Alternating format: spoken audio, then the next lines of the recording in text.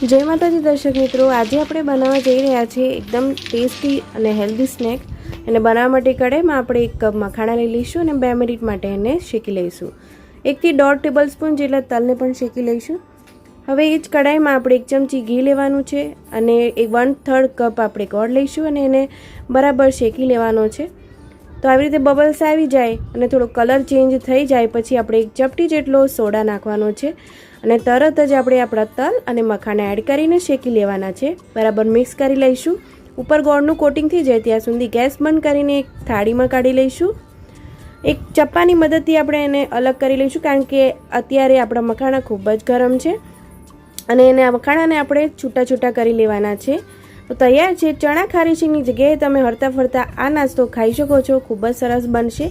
હાડકા માટે અને સ્નાયુઓ મજબૂત કરે છે. તમે ચોક્કસ બનાવજો. આવજો.